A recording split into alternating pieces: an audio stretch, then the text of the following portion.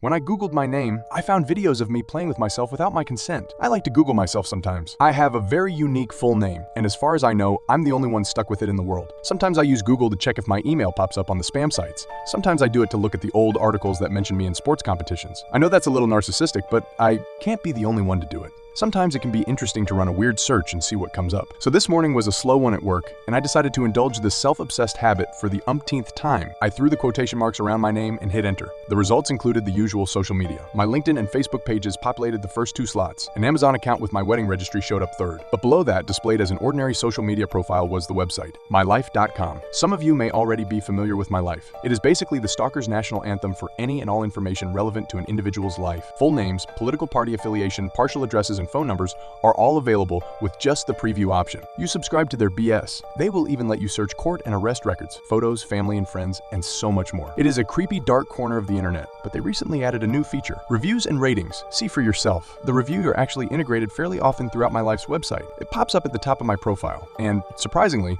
I already had 1 review on the seemingly new feature. Here's what that looks like. As you can tell, my rating is a 3.75 out of 5. I'm not sure what annoyed me more: the fact that this creepy website allowed me to be reviewed by strangers on the internet, or that said stranger chose to give me anything less than a 5. And so I clicked the review. Now, if anyone reading along finds themselves in the same situation, I don't recommend this part. It took about 10 minutes for the website to query a bunch of sketchy sounding databases, and at the end of it all, they still told me I had to pay to see something more. The mystery had already been built up for me. In my head, I had to see what was next, and so I clicked and gave them my credit card. Don't even remember what it costed. I'll find out soon enough. I had to pass through another 1,000 layers of BS to find my review. They tried to show me non-existent arrest records. Then they asked if I wanted to see my own phone number. There was an option to lock everything and make it inaccessible to the public, and I did that, but not before I found the review, nestled in the bottom of the page. Here's what it said: with all personally identifiable information redacted. I have since sent it to the police. Here's the summary. Ava is the daughter of mom's name redacted and dad's name redacted. She is currently living at address redacted. She currently stands approximately redacted and redacted weight. She attended college at redacted university, where she double majored in redacted study. Active on all social media platforms, including LinkedIn, Facebook, Twitter, Reddit, Instagram. But I noticed something. There was a note at the end, the one that sent chills down my spine, the one that made me involve the police.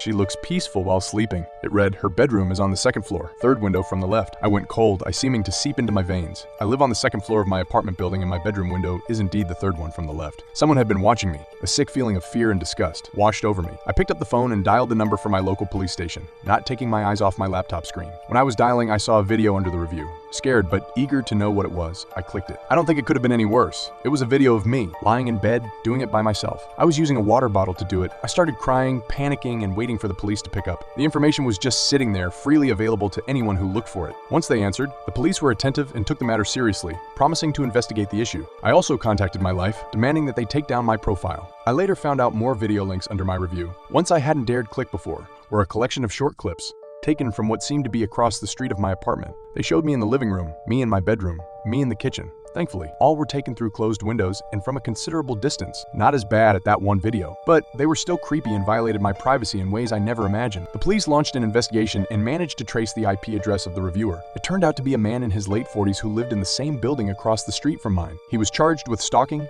invasion of privacy, and harassment. I moved away from my old apartment to somewhere safer, made sure all my online footprints were as private as possible, and regularly checked on my digital presence. In retrospect, I wish I had taken my online privacy more seriously. Wish I hadn't clicked on that review, or better yet, I wish that review hadn't existed. But it did. It served as a wake-up call for me, and hopefully for anyone reading this. A reminder to guard your online presence zealously. In this digital age, you never know who's watching.